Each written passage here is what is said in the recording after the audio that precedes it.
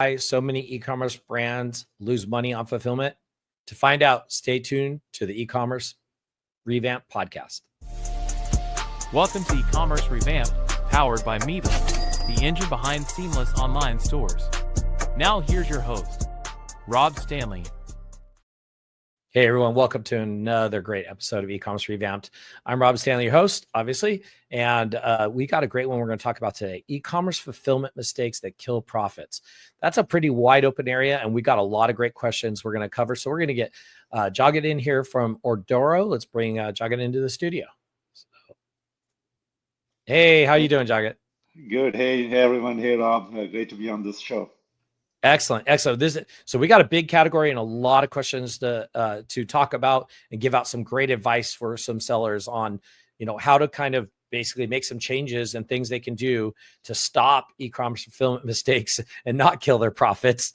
Kind of changing that question or the title around a little bit, but let's kick this off and go straight into it with some great thoughts or processes, especially when it comes to what's the hardest part of selling across multiple channels. What have you seen?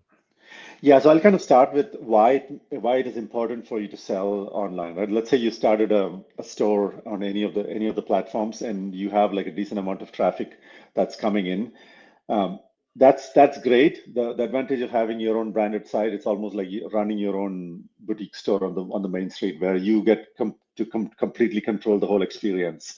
And you get you can define the customer experience, and you have 100% handle over the customer's journey through the process of buying from you.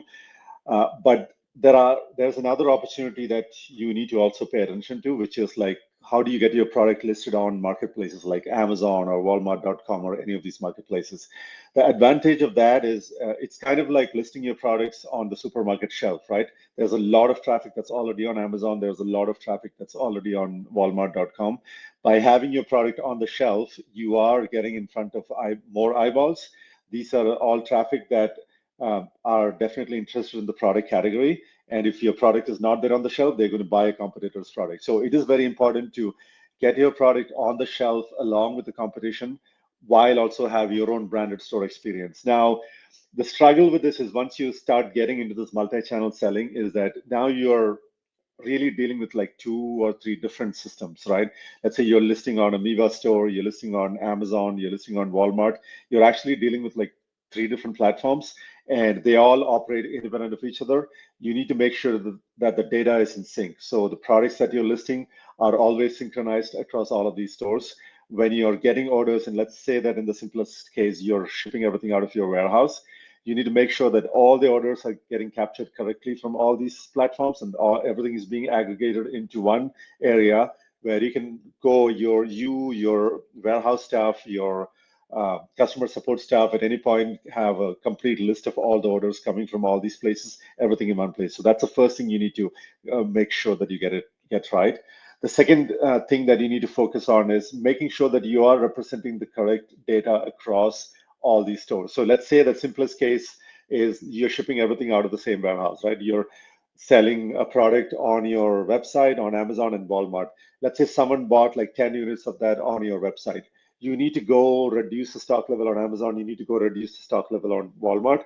If you don't do that, what happens is you may run into a situation where the Amazon has incorrect stock level, and the customer ends up buying from Amazon. They end up buying your product, and then when you go into the warehouse to fulfill that order, you realize that you're out of stock. And that's really bad for most of these marketplaces, because they will give you penalties if you took an order that you're not able to ship or are getting delayed. So a lot of this is about juggling and keeping the data in sync. So there are huge advantages of listing in multiple marketplaces, but at the same time, you need to make sure that you have the correct systems and processes in place, because if you don't do that, you'll end up in a worse off situation where you took orders from all these places, you're not fulfilling it on time, and overall your brand suffers. Yeah, absolutely. Yeah, I totally agree with you. When I was selling online, I wanted my product everywhere that anybody might possibly look for it. So 100% agree with you. You were mentioning shipping. Some of these smaller companies, they may have a small warehouse.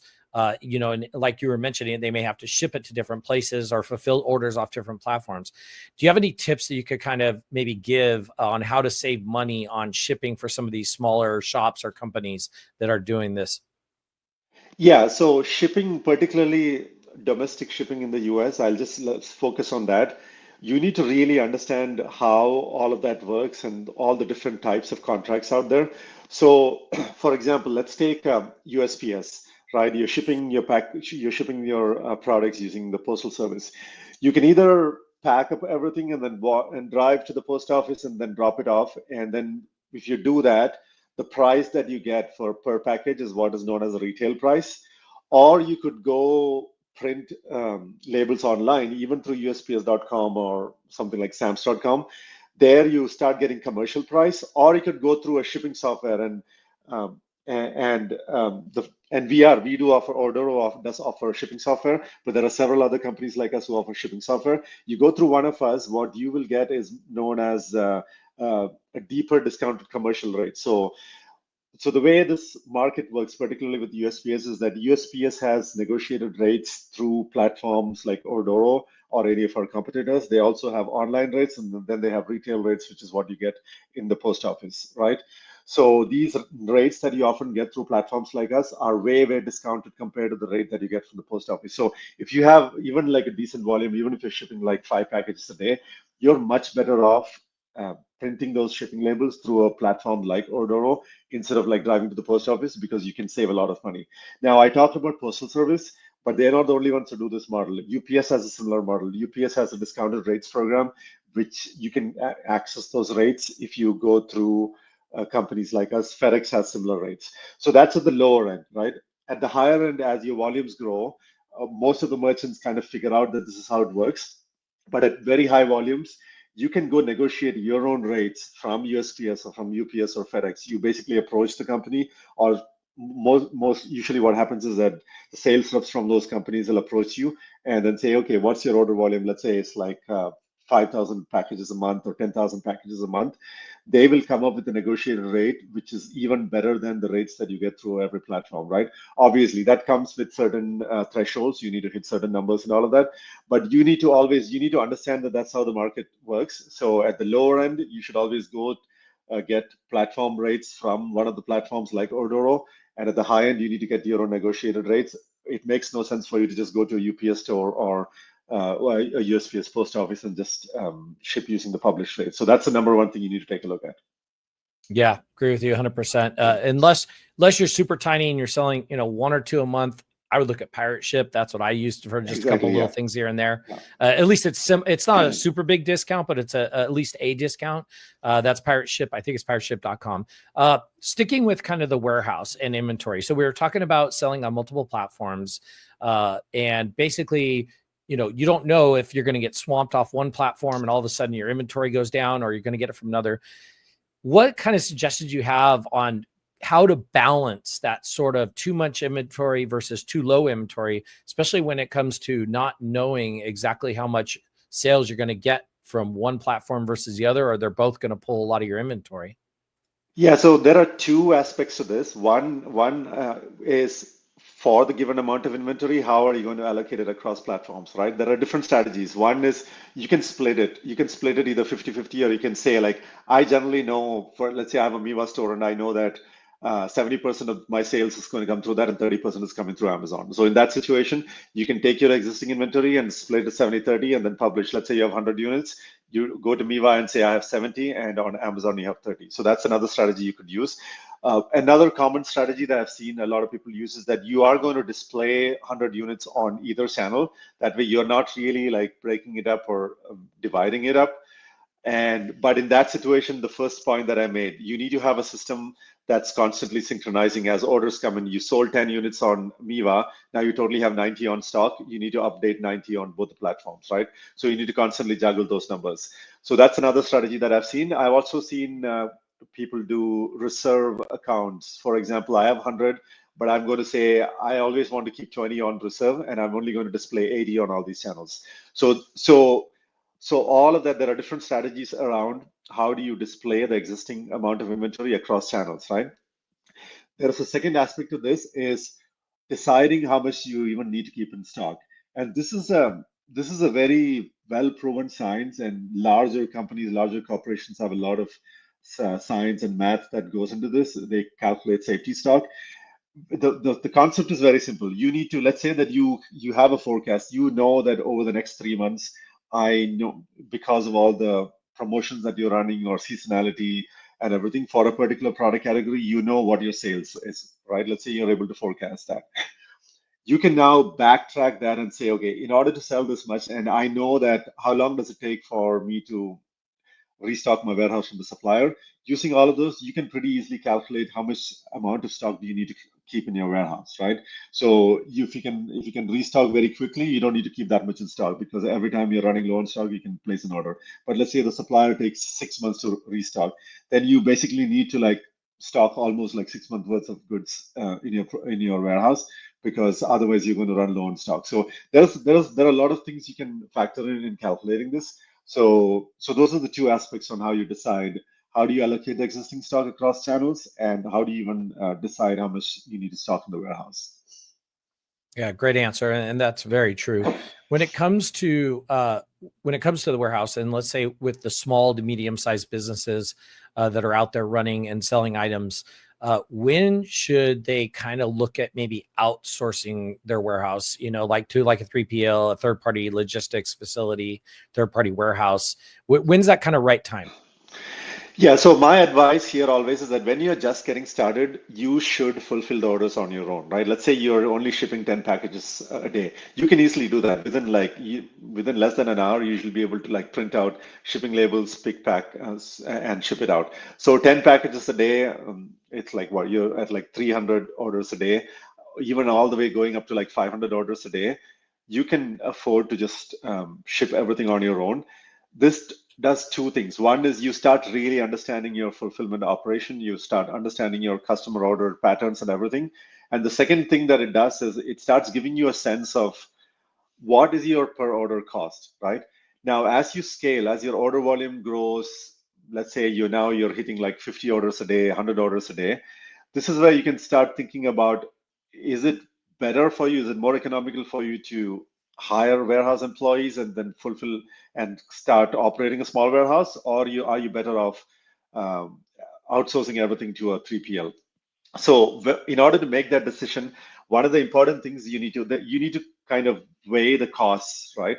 So you need to really understand what is your per order cost. So in order to ship an order, if you have an employee, or even if it's accounting for your own time, you need to know how much is your hourly labor cost, and what is your pick pack cost, and then your shipping label cost, and maybe even the packaging material cost. So you need to understand that clearly. You also need to understand what's your storage cost. In this case, if you're actually renting a warehouse, you know what your monthly rent is, right? Now you need to compare that with what the 3PL is going to charge you. So when you get a quote from a 3PL, they're going to charge you, here's a storage cost, and here is maybe they have minimums, and here's like a per order pick pack ship cost. And they'll even charge you a receiving cost if you're shipping in bulk. So now you can really compare apples to apples. From a cost economics point of view, you'll have a good sense of what's that break-even point for you where it makes sense for you to move to a 3PL. But there is another very important aspect that you need to factor in. Once you sign up for a 3PL, you're effectively losing control of the whole brand experience. You need to not just look at the cost offered by a 3PL, you also need to look at how reliable are they? Are they going to ship on time? Are they going to ship using your branded packaging? Because ultimately, when the customer receives the product, if it's like the packaging is broken or the product is arriving late, it's going to impact your brand. So you need to definitely add a premium for that. And it's very important that you thoroughly vet the 3PL before you sign up for them, and don't just look at the cost that they're claiming. Also, maybe ask for customer references and look at like reviews online to make sure that this 3PL is actually going to deliver on the brand experience, because even if it's like at break even, you may still be better off shipping on your own because you have a lot more control on the brand experience. So you need to factor in that premium also when you choose a 3PL. Yeah, I do that research. I mean, you're putting your company's life in their hands, basically. Exactly. Especially with the products getting to them, getting to people on time, not losing products. if people decide to just leave it in their own warehouse and do their own shipping, there's a lot of automation. There's a lot of possibilities for automation, I guess I should say. Yeah. We're going to take a quick commercial break. After that, after we come back, let's talk a bit about some of these automation options and how they can cut cost and errors right after this commercial break. If you're getting traffic but not conversions, your site might be the problem.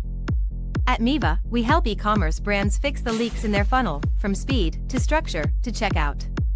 Get a free expert website audit at miva.com/podcast and see where you're losing money and how to stop it. So head on over to miva.com/podcast and check out the free audit you can get on your website. We'll do a full evaluation of everything. Head on over there, fill out the form. We'll get you a free audit. So I've got Jagath on from Ordoro, and we're just about ready to talk about, if you have your own warehouse, what are some of the automation, either tools or service? What can you do to automate some of the tasks, cut your costs, but also reduce some of your errors? Tell us about that. Yeah, I would say the first automation that you would choose, you should start with, even if you're a tiny warehouse with like one employee, is use barcodes, right? It's a no-brainer. Barcode scanners are so cheap. You can find like a $25 USB barcode scanner on Amazon, and pretty much all your products are going to have barcodes anyway. Use barcodes while fulfillment, because that'll guarantee you that you're shipping the right product to the right customer. I've seen this so many times. I've seen customers come to us with a no barcode scan workflow, and then after starting with Ordoro for their fulfillment, they also turn on the barcode functionality and drastically reduce their error rate. It's almost like error rate almost goes down to zero. And this becomes especially important because as you scale, as your warehouse grows, what you'll most likely end up doing is that you'll probably hire like part-time employees. Maybe these are high school kids or someone who's not really like a true warehouse operator.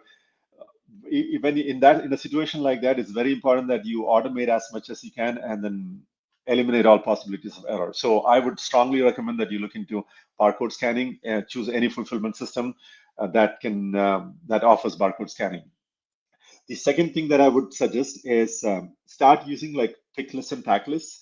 So again, these are standard flows. Instead of just like printing one order at a time, you can group together orders. You can group together, okay, let's say you have a particular product and then you got like 25 orders for exactly the same product. You can group all those orders together, print one pick list, and then you walk to the warehouse and pick the 25 units of that, come back to the packing station and put them all in. And then again, here you use barcode scanning to make sure that the numbers line up. Try to use, as your volume starts growing, once you cross, let's say 20, 30 orders a day, definitely use a system to keep track of your orders and shipping. There are, again, like Ordoro is one of them, but there are several other companies that do this. All of these companies like us, what they allow you to do is almost like a workflow queue management, right? Every orders are coming in and we'll show you what status that is in. And then once it's shipped out, it'll go away from the queue. So have this queue management system to make sure that you're not missing an order. I've seen a lot of people get started with just like an email. It's basically their email inbox is the queue, right? Every time an order is placed, they get notified and they just like marking and archiving those emails. So that's fine when you're getting like 5 orders a day, but as you go up, start automating things. And then from there, it can go further. You don't need to really think about like conveyor belts and robots picking stuff. That's for the very high end. But even at like 10,000 orders a month, you can still have like manual picking with barcode scanning and pick pack list. That alone will like drastically reduce your error rates. Yeah. Jagath, what about there's people out there that are looking at maybe starting a business. Maybe they already have a business going and they're looking to expand their product line. When it comes to drop shipping, I've seen people sell courses on it. Some say, oh, it's so easy, drive a Lamborghini, doing drop shipping. Right. Give us kind of your thought process on either a customer, if I'm a small business and I want to maybe increase my product line of similar products, but I don't want to carry them, maybe do some drop shipping. Give us a little bit of the reality of, is drop shipping really easy or is it not so easy?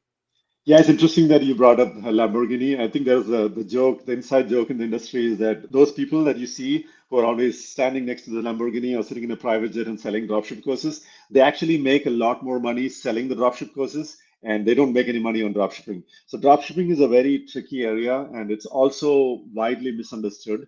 there's a lot of scams there. Particularly, I'm not a fan of these people who sell courses because I think they're they they are who they're targeting is someone who does not really understand e-commerce. And let's say it's a college kid, and I know people who have done this, right?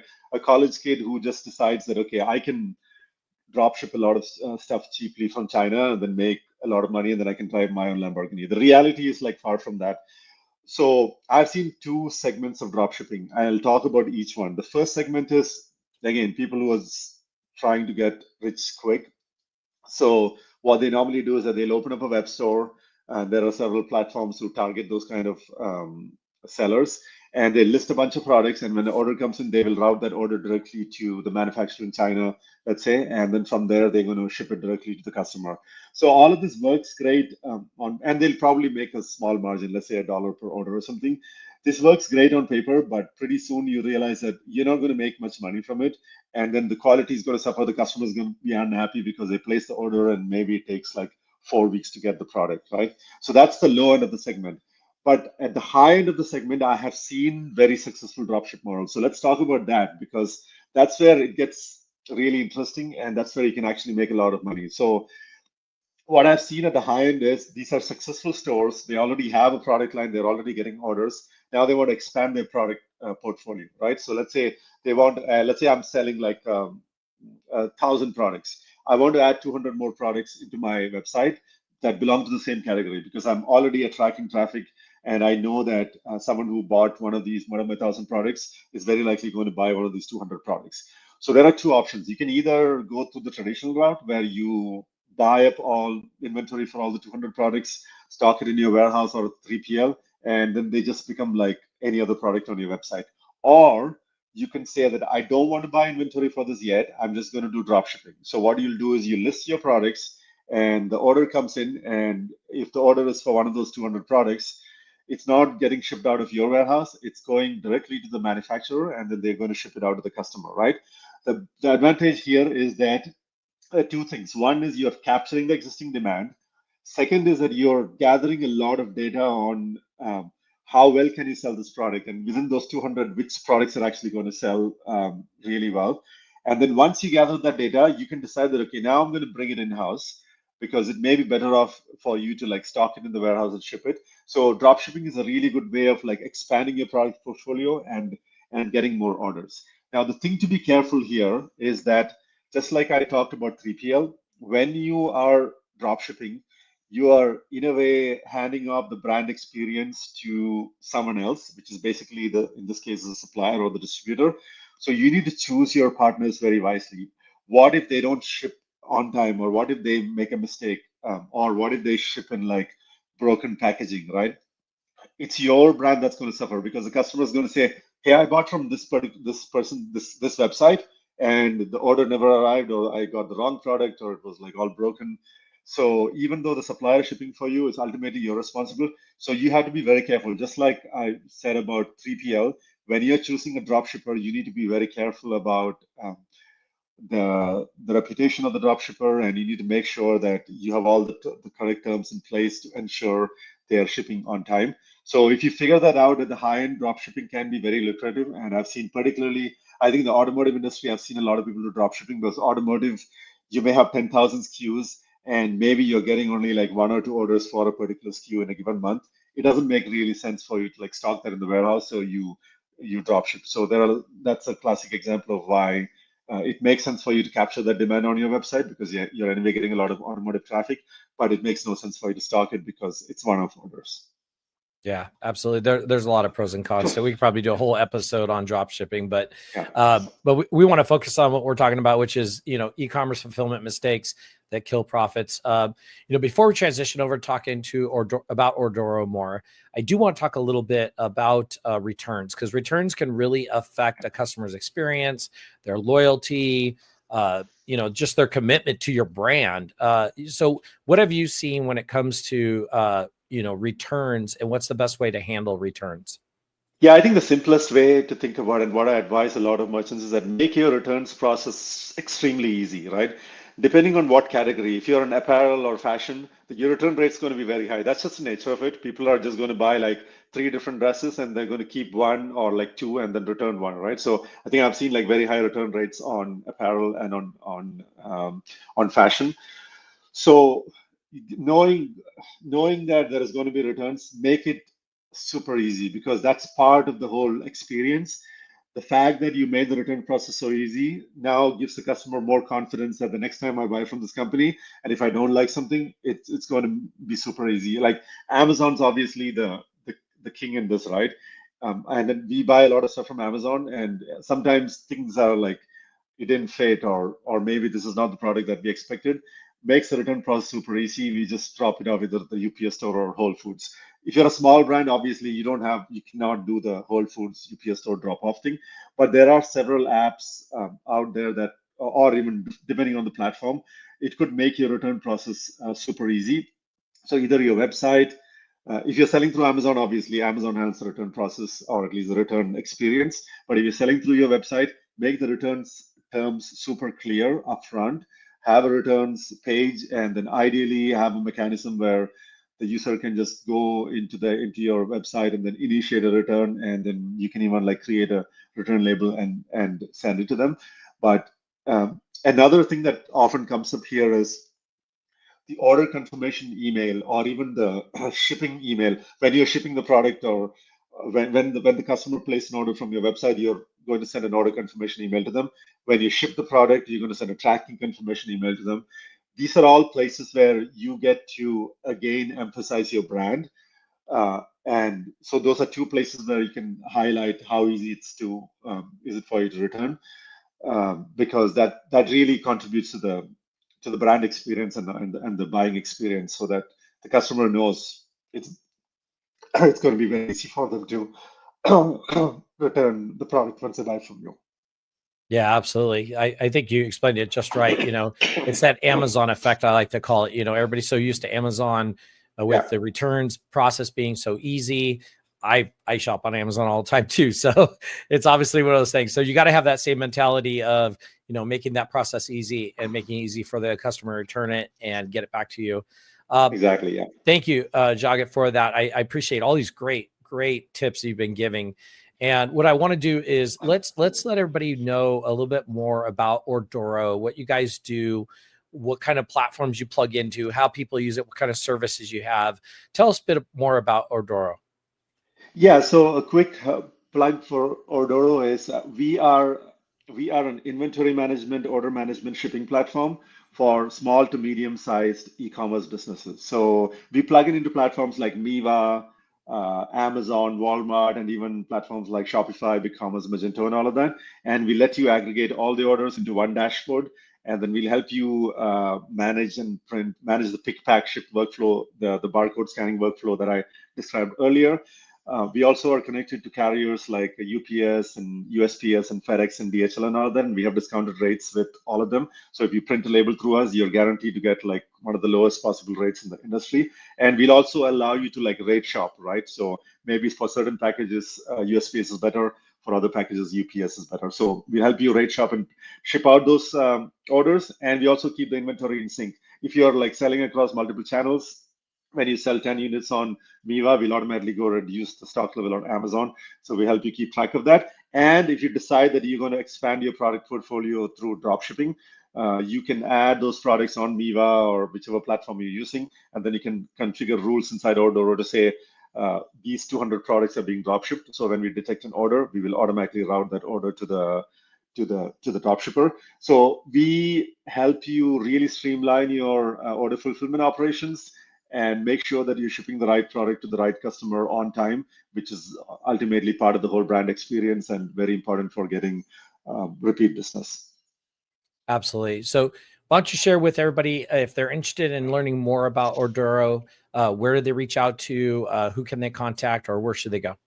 Yeah, just go to ordoro.com, ORDORO, and you can go there. And then if you want to meet someone, I think our email is right there. It's info@ordoro.com, or you can email to sales, SALES @ordoro.com, or you can schedule an appointment if you want. We also have a free trial option. So if you're interested and you just want to kick the tires on your own, and you don't want to talk to anyone on our side, that's fine too. You can just sign up on your own, and we don't need credit card or anything.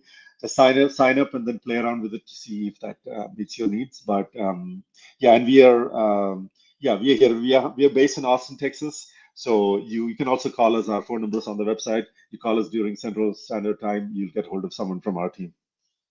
Excellent. Jagath, thank you so much. Listen, anybody who's having any struggles with order fulfillment or multi-channel, it sounds like Ordoro's got the solutions for that. And if you're not sure, give them a call. Just set up a call or go look at their website, read the information about them. Jagath, great having you on the e-commerce Revamped podcast. Really appreciate all the great information, all the great tips. Everybody, thank you so much for joining in. We really appreciate you coming on and listening to us or watching us, depending on what you're doing. And be sure to listen to the next episode. Thank you. Thanks for tuning in to E-commerce Revamped. Ready to find out what's holding your site back? Get a free expert audit at Miva.com and see where you're leaving money on the table. Until next time, keep your carts full and your customers coming back.